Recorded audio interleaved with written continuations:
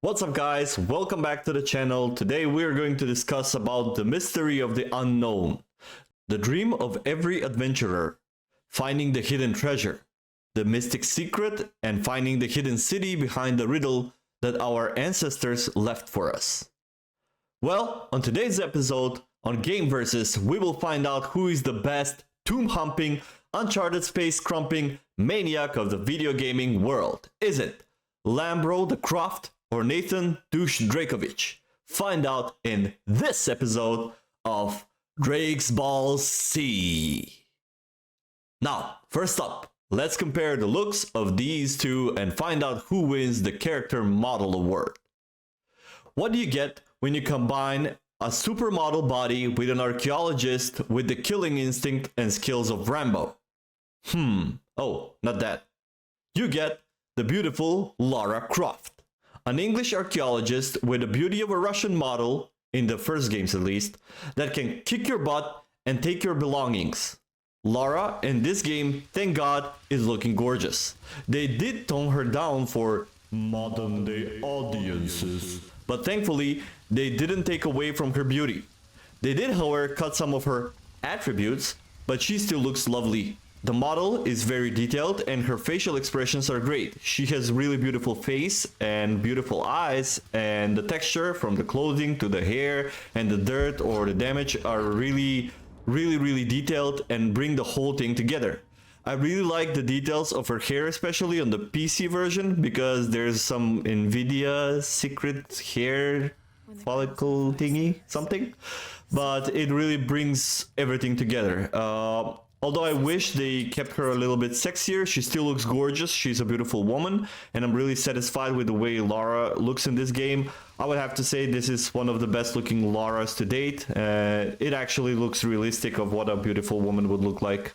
It's not over exaggerated. She's not like some pumped up fake supermodel, which is cool.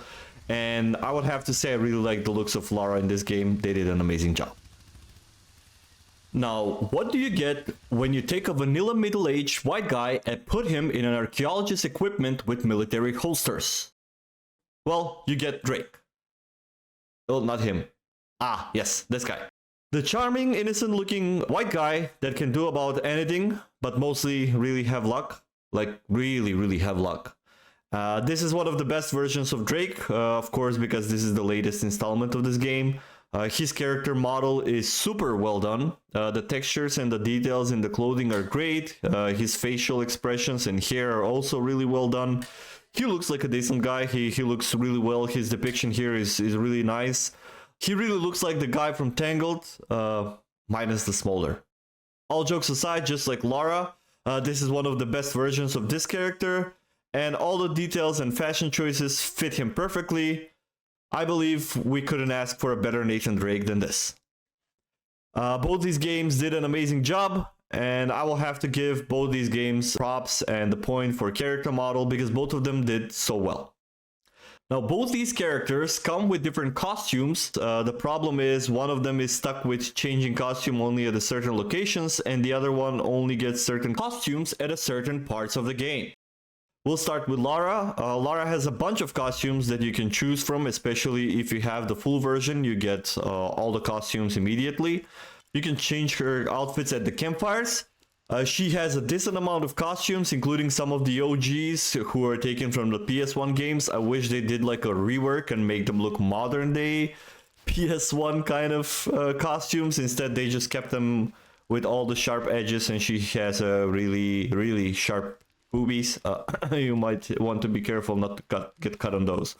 Now, anyway, you can also customize her primary outfit with some minor details that you unlock with progressing and getting some hunting goods, basically. Give you some perks, which is a great addition to the game. It's really nice to have the ability to customize. Other than that, she has a great choice of costumes. I just wish they included some of the cool costumes from the Rise of the TombRaider, where she had like those armor type costumes. Those were really cool. But she still has a decent amount of costumes and they actually look really well. So I'm satisfied with what TombRaider has to offer. Now, Nathaniel, on the other hand, has a handful of costumes, like wearing a sweatshirt and a waiter outfit and another sweatshirt, and yeah, pretty much. Even though he has a couple of costumes that you change, they're most of the time just costumes that actually make more sense as you're playing through the game instead of just changing them. You can change them from the options menu, I think. But all of these costumes you open traveling through the main story, and as the game takes you to these locations, it gives you these different outfits that make a lot of sense with what's happening in the story. You can change the outfits, but they kind of don't fit the narrative, and they don't really fit the situation if you're wearing another outfit. They're kind of bland, most of them, so there is nothing crazy out here. At least we get to change outfits during the main story. I wouldn't say I personally, I didn't think I should change outfit. It was okay as the game progressed. So there is not much there, honestly. Both these games have amazing costumes to choose from, but the point for costumes obviously will go to Lara because she has a better choice, and actually her choices actually change something. They're not really tied into the story or anything like that, even though she changes costumes during the story. Now, both these games have amazing and intriguing worlds and places to visit, but one of them is better. So let's start with Lara. Lara travels through the Peruvian jungle, Cozumel, Mexico, Waikiki. I don't know how to pronounce this. You travel through a bunch of places, including the hidden city and more. All these locations are great looking, with a lot of detail and great awareness of the creative team for all the things that are to be intuitive and greatly placed. The game was also one of the first games that introduced the RTX to the gaming world. Although this was mostly for the shadows, it's still a great and nice addition to the game, and we have to give them props. So if you have an RTX enabled graphics card, you can enjoy the enhanced ray tracing that this game offers. But having ray tracing doesn't make the world better. Thankfully, this world is beautiful. The vegetation reacts to Lara as she passes by, the water physics are great, and the smog in the foliage is really nice and alive. There is a lot of diversity in the world as well, from dark places to caves and underwater caves and sunny weather and jungles and dark places. So the game offers a lot of variety, and it doesn't get boring. It actually is a lot of fun to travel through the world of Lara Croft. There is also a semi-open world area in the village of Paititi. The world kind of works like a semi-open hub, but you do have to somewhat travel with fast travel to some locations. Textures and render quality doesn't disappoint at all. I really like the flame effects. They look really good in this game, in my opinion. I would have to say it's a pretty good looking world. The game is not groundbreaking, but actually it's gorgeous. It does everything that it's supposed to really well, and it's actually one of the better looking games for the year when it came out. Howlers. Now, for the Uncharted world, even though technically it's not much different from Lara's, and it is a little bit older game, the world is actually magical. Quite literally, this world is just wow. That's the only way to describe it, really. The creativity behind the locations and the execution is just masterclass. Top 10 looking video games of all time, easy. From Italy to Madagascar, this game makes you want to stand up, go drink a glass of water, and come back play the game. God damn, this game is beautiful. Just like in TombRaider, the foliage looks amazing, the world reacts to you, and it actually feels alive. It's so goddamn good, really. There are no words to explain how good this game looks. It's like the world has a soul without even any of the details and the interactions we will talk about in the next category. It just works. Everything is like a utopia for the eyes. Almost every location looks like a wallpaper made by a magician. This world is amazing. Every now and then you will stop and just take in and take a look, and you'll just be like, wow, I cannot believe this is a game. This game actually makes you really want to explore the world and makes you forget about all the spiders and yucky stuff out there. Anyway, this easily goes to Uncharted 4. I'm not taking away anything from Lara, but Uncharted 4 is just breathtaking, really. You're breathtaking! Thank you, Keanu. You're breathtaking as well. This game is breathtaking. Gotta get to that creepy mountain. Just stay put, Sam. Now, what good is a beautiful world if it's dead inside, right? So let's talk about the world interactions and how this world feels like, how these worlds feel like. Let's start with TombRaider, as always, ladies first. TombRaider, even though it's not the best looking world out of these two, it actually offers a lot of life in its world and a lot of interaction. From its decent crafting, gathering, looting, and resource managing mechanics in this world, to its hunting and defending against animals and wild beasts, this world has more to offer than meets the eye. You can interact with people to engage in activities or discover secret tombs. You can get unlocks that can open up new paths to treasures and locations that you previously couldn't get to. Objectives turning into weapons, to using resources, to buying upgrades and gear from merchants. This world is really rich with a lot of activities and interactions, and no matter where you go in this world, you will feel like you are in a place where it's alive, and just around the corner there is something waiting to be turned or discovered.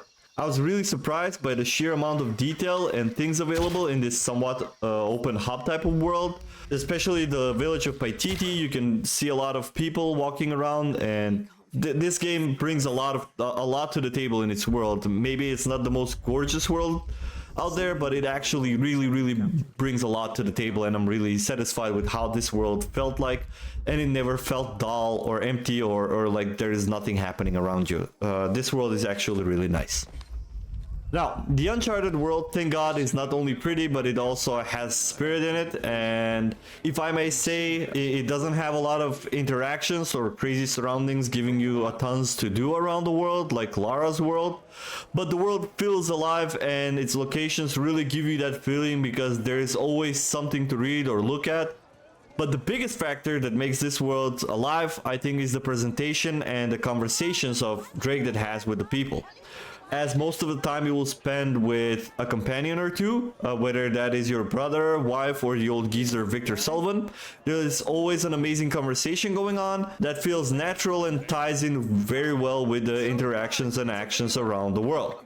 The world also feels really alive because it shows a story through the lens of a movie director. There is a particular moment when you arrive in Madagascar with Sam and Victor, and you're in the car, and there's a far shot that shows the militia going up the mountain and with birds flying around and all the flora around. It's really $1 million shot. It really shows the amount of sheer detail and spirit put into the world of this game. There's no particular explanation, but this world never feels dull. It actually really feels like you're connecting with nature. It really makes you want to explore. It's just this crazy feeling, man. I cannot explain it. You know what I'm talking about, right?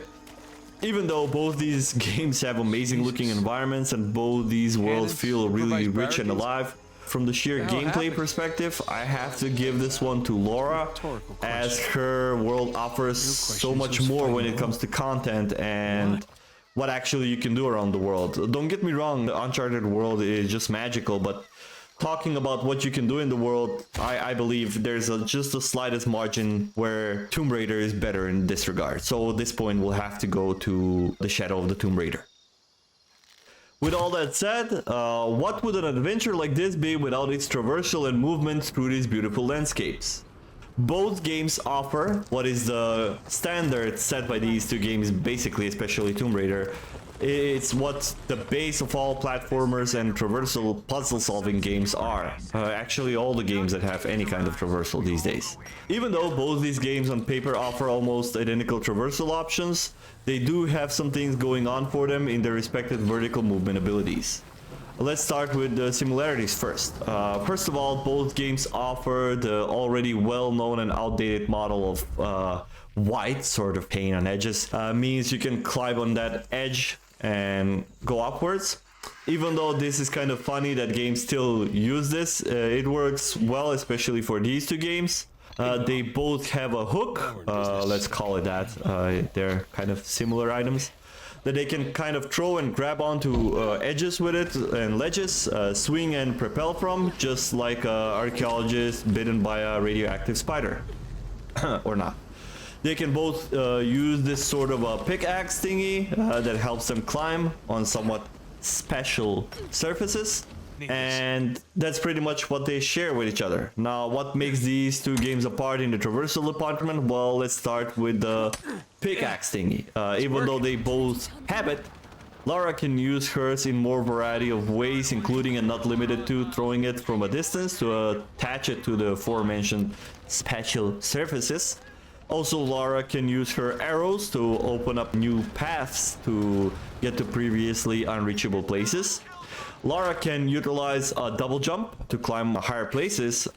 While traversing, there is an interesting part where before you upgrade your abilities, Lara can often slip with one hand, and you're kind of required to quickly react and press the square button to regain your grip, otherwise Lara will fall to her death. Even though traversal is rich with plenty of ways to do it, it is still a pretty much straightforward traversal mechanic when you are going through the world.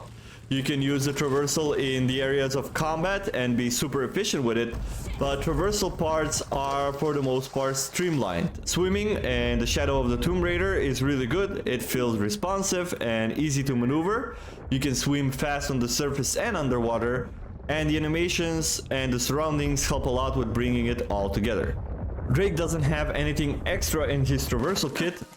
He is as plain as it gets. He is really vanilla when it comes to this. But there is one factor about what makes his traversal really fun, and this is the interactiveness of the traversal and the speed. Even though Drake runs and moves like a tank and he really feels sluggish, the traversal is really fun and fast. Not to take away from Lara's traversal, but in Uncharted it's like a mini game.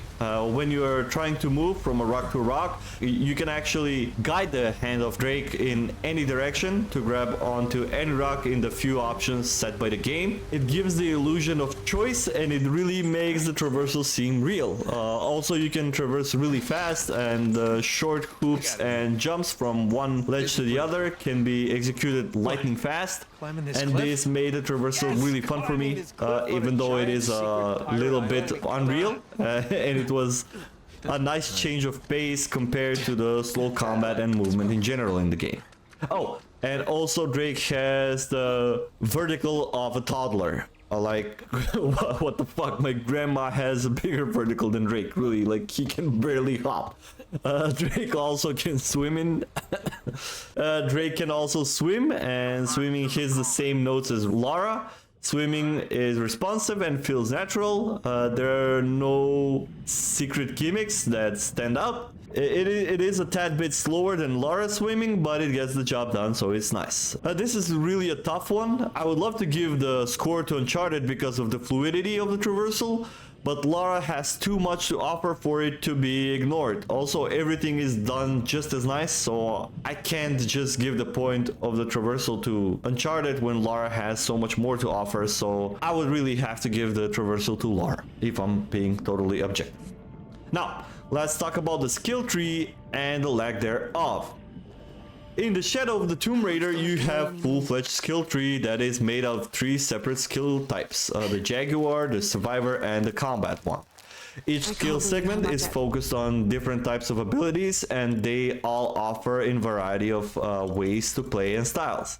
Whether you like to play more stealthy or more aggressively, you can cater your skill points you acquire and build your character around that.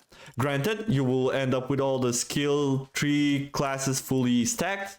If you want to do that, you're not limited to only one particular style of playing. You can also kind of mix and match, and you're kind of recommended through the playthrough to do that, as plenty of missions put you in different styles of situations, so you want to at least be able to deal with them, especially on hard difficulty.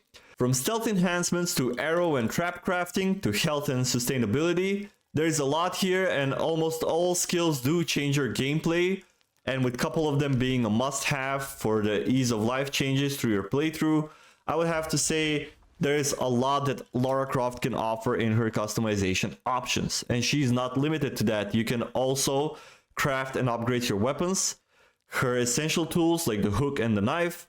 You can craft new outfits, and she also gets plenty of variety of crafting on the fly from objects in the environment around you.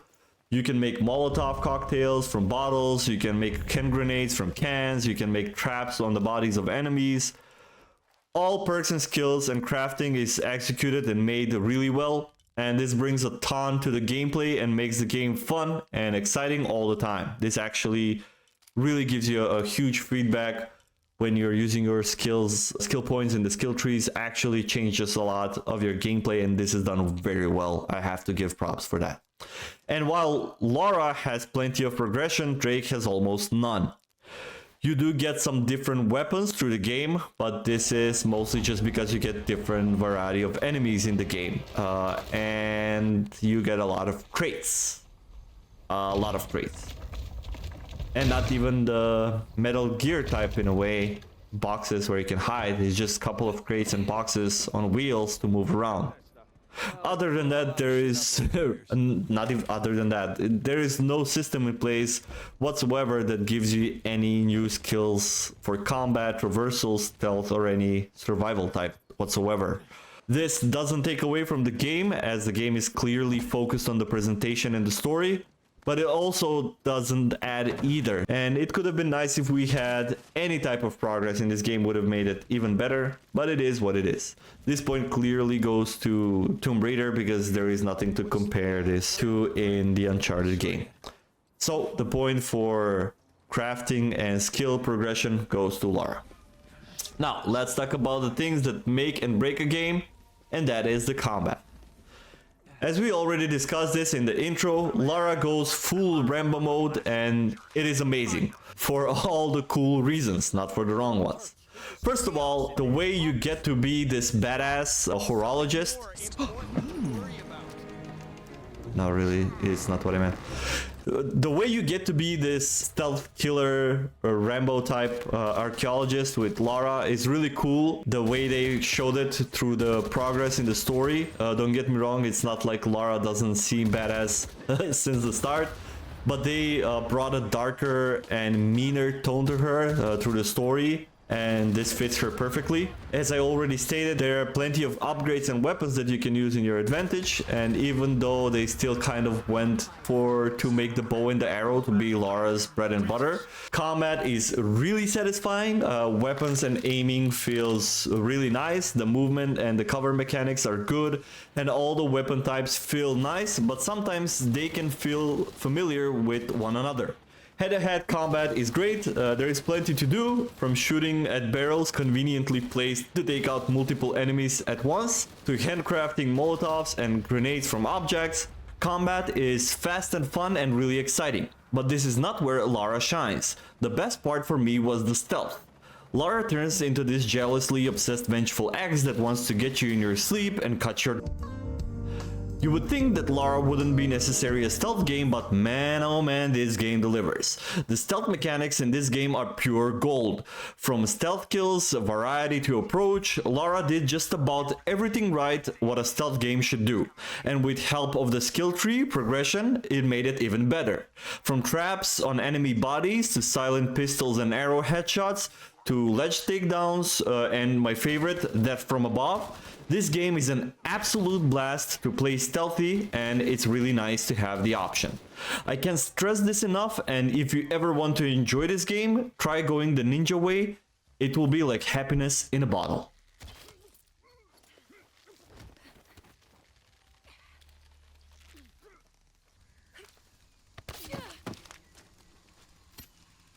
Find Lara Croft. Now, the Uncharted combat is like a lazy, half-assed baked side mission in a game with amazing main storyline, but you have to grind to the side mission to progress. At least, that's what it feels like.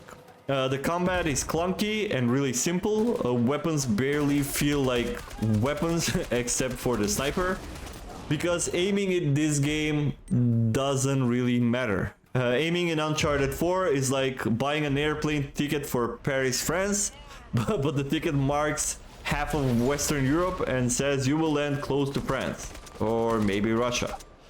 It is so bad and stupid I cannot even explain. Instead of a precise cursor that shows at least where the majority of your bullets will end, The cursor covers an area that's likely that says like, hey, you might hit something here. It really does. It's really that stupid.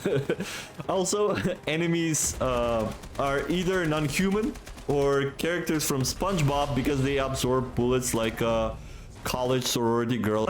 They really are sponges, and it's annoying to shoot the same enemy for minutes before he falls, and for some reason stand up 3 seconds later. Combat is a chore and annoying 90% of the time, and there is stealth, and it is not bad, but it's just bare bones and stupidly simple. And there is a cool hand-to-hand combat, but the combat is really random. There is really no explanation for it, and also you can only throw hands. The counters are only for when you get grabbed or something like that, or it's like a kind of a cutscene sequence or something like that.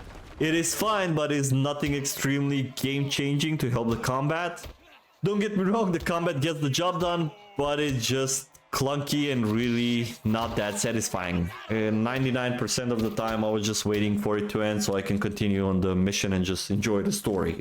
They really could have went without any combat whatsoever, to be honest. This is just like, this is even a joke comparing these two games. Not only a colossal win for Lara, but a huge L for Drake in the combat department. This clearly goes to the shadow of Tomb Raider.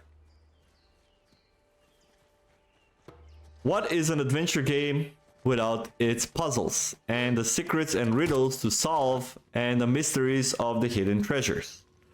Tomb Raider and Uncharted both have a variety of puzzles to solve, to go through in the games, and both of them did a great job in their own respected way. We will start with Lara. Again, ladies go first. Lara has plenty of puzzles and riddles to solve in her world, with mostly of them being connected to the traversal and physical progress of Lara through the world. She has a couple of cool riddles that you go through with Jonah, and what makes Lara's riddles to be cool is the imminent danger that you go to when you're trying to solve them. Lara will get killed if you don't pay attention to the details and hints when you're trying to solve some of the main mysteries that make the interaction with the puzzles really edgy and fun the first time around. Other puzzles are connected with the world and how you can help yourself to progress to get to the wanted location with a mystery or some artifact hidden in it. Lara's puzzles are not the greatest in the world, but they are actually really well done, and they're really fun, especially with the danger part. It kind of feels like you're actually putting yourself on the line, which makes the puzzles a little bit more exciting than what a regular puzzle would be. Not all of them are like this. Of course, there are some really dumbass boring puzzles, but that's like in every game that has puzzles. There are some puzzles there just for the content, not for the quality. Lara hits all the check marks required for a good puzzle and riddle game, but honestly, all of her tombs and secrets just feel pointless. Even the main story ones don't feel urgent nor interesting enough. It's like just going through the motion. The puzzles are fun and challenging with the constant threat, as I said, but it's like they don't have soul to them, or maybe they're just presented in a way without any impact. When you get to the end of a puzzle, there is no excitement. Maybe I believe the problem is the way Lara reacts to them.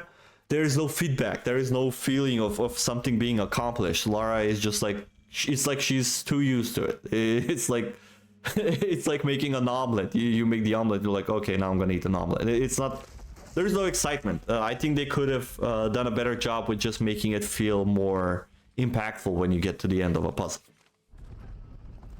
Now, the Uncharted riddles and puzzles are mostly the same as Lara's, with more of them being connected with the physical progress through the world, and those ones are made worse even than Lara's because they're almost not creative at all, and almost annoying all the time. These are just crates moving around for you to progress on a stupid ledge that you couldn't reach. It's really that boring.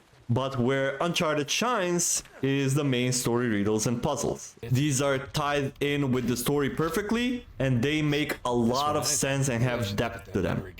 Each riddle is presented with urgency and with a lot of soul in it. You really feel like you made progress and you're getting closer to the ungraspable mystery that for the rest of the world is only a legend. From checking your notebook to hints to logical approach, almost every one of the main story riddles felt significant and it had a deep impact that made you want to progress through the story. This is where Uncharted shined the most, and as for an adventure game, this is one of the best aspects that a game can offer. All the puzzles were extremely well done and fun. This easily goes to Uncharted, not because the riddles in the TombRaider were basic. In fact, they were awesome, and TombRaider has a lot more to offer, but the value of the approach and the presentation and the urgency in Uncharted is really too good to be ignored. And to keep things realistic and fair, this point goes to Drakovich, the sketch artist with Archeologist's hobby. Really, what the fuck? He should be a painter or something. His drawings are too good. Goddamn. Now, last but not least, let's talk about the story mode. Again, let's start with the Tomb Raider. This last story of the Tomb Raider was sort of a closure with the Trinity and putting an end to this organization.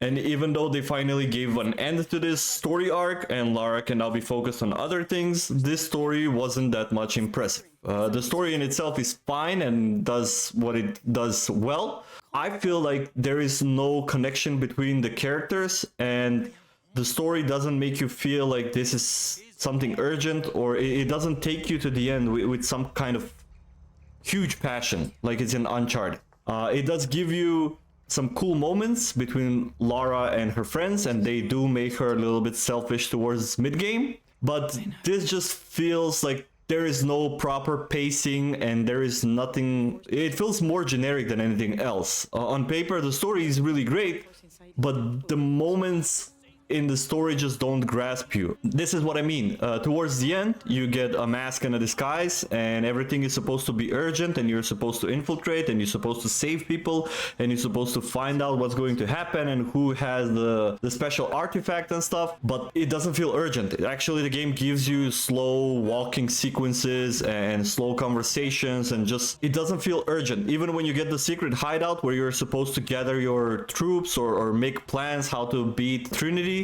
the story and the idea behind it is cool, but the slow pace in the gameplay and the momentum killed the mood for me, and I wasn't really connected to it. By any means, this is still an amazing Lara Croft story in a game. I think just the execution and the way they put the missions that are supposed to lead the story was kind of, the tempo was mixed up. I think they made a huge mess with the tempo. When it needed to be urgent and there to be some kind of urgency, it was slow, and vice versa. There are parts of the story where the tempo is perfect and everything is as it should be, but there are a couple of those that really break the immersion, and that is kind of sad. But still, the story is decent. It's not like I'm bashing on Lara Croft, but I'm just comparing it to Uncharted, and I have to say what I have to say. And going from Lara to the Uncharted, Uncharted probably has one of the best story executions of all time.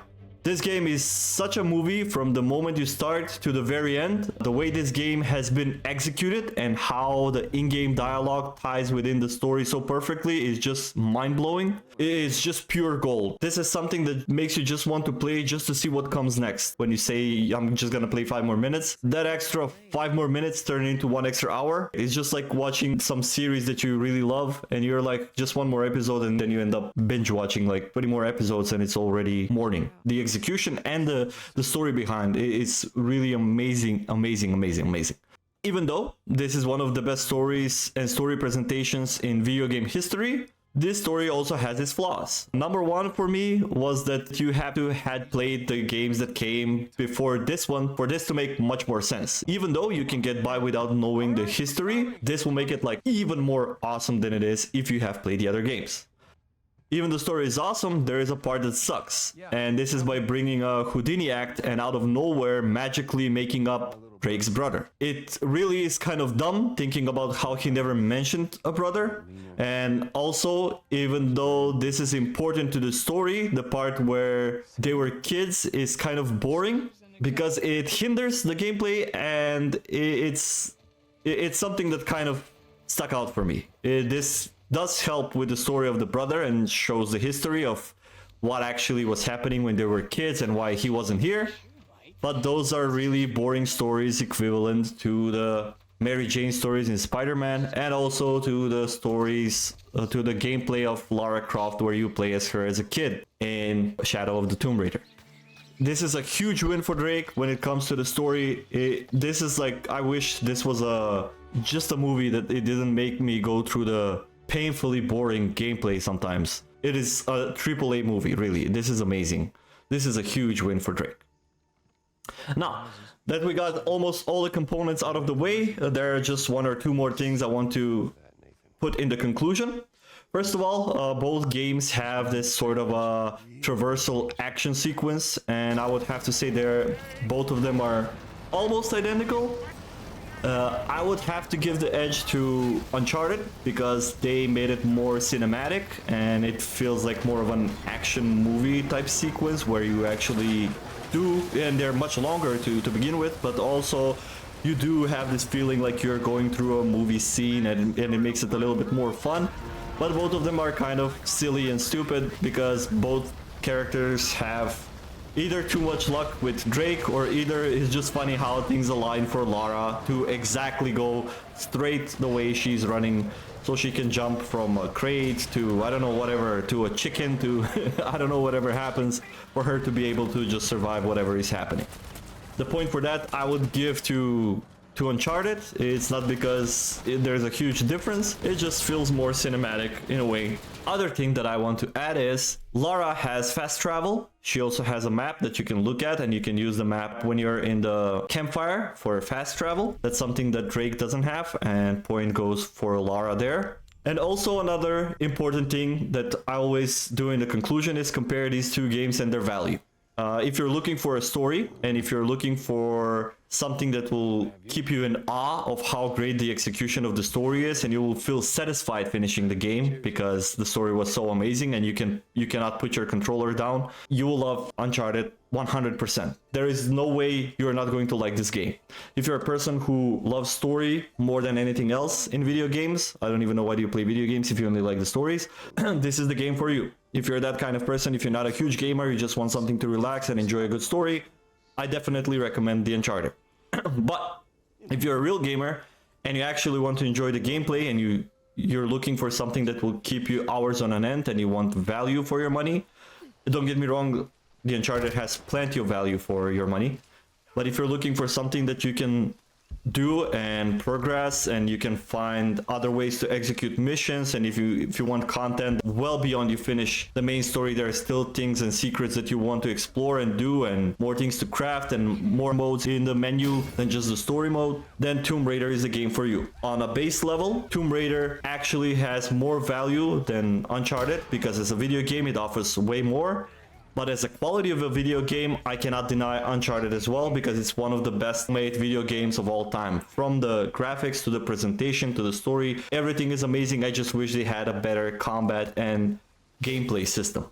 From these two games, who is the winner? Considering all said and done, I would have to, by a really slight margin, give the win to Lara Croft. First of all, she's the pioneer in these archaeologist ninja Rambo type of video games.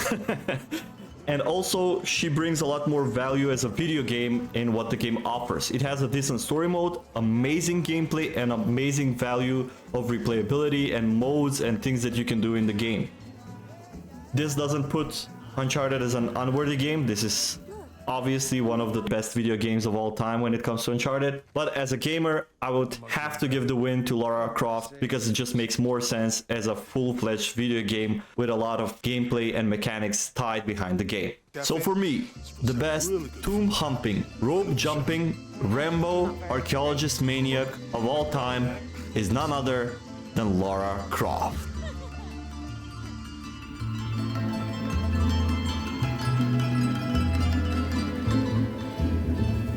Thank you guys so much for watching this video. I hope you really like this content. Please let me know in the comments below what is your favorite archaeologist superhero video game of all time.